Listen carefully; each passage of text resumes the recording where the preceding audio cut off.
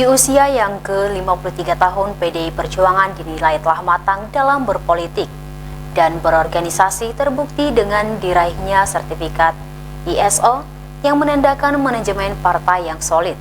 PDI Perjuangan siap menghadapi tantangan Pilkada 2029 dengan mesin partai yang kuat dan struktur yang jelas hingga tingkat RT.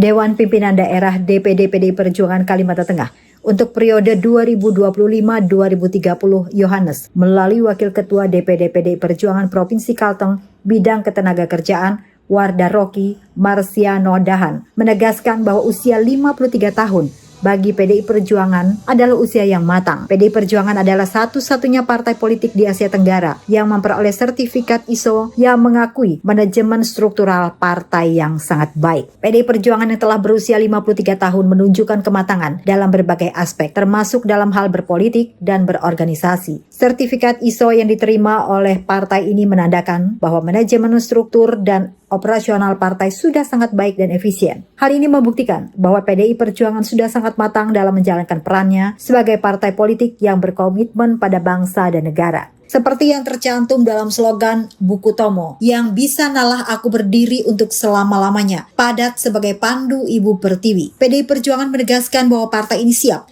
mengorbankan jiwa dan raganya untuk kepentingan bangsa dan negara Republik Indonesia.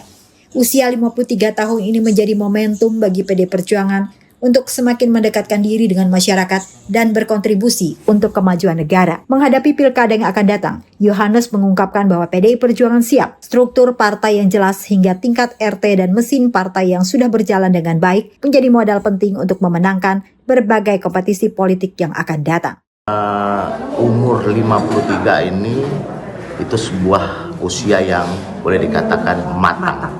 Nah, disinilah letak bahwa PDI Perjuangan kita ketahui satu-satunya partai politik di Asia Tenggara yang memperoleh sertifikat ISO itu tentang manajemen struktural yang paling lengkap dan manajemen partai yang paling bagus.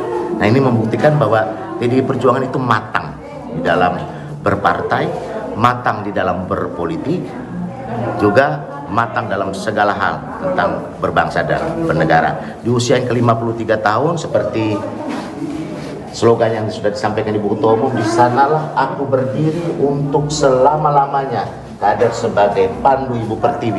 Intinya bahwa PDI Perjuangan seluruh kadernya mampu untuk menyerahkan jiwa dan raganya untuk kepentingan bangsa dan negara Indonesia ini. Nah, ini menjadi sebuah momen yang sangat-sangat spesial di usia 53 tahun bahwa kami ini sudah diwajibkan untuk turun ke masyarakat untuk menyerahkan sebagai pandu Ibu Pertiwi, menyerahkan jiwa dan raga kami untuk berbuat bagi masyarakat, bangsa dan negara. Secara umum, karena partai ini partai matang, siap.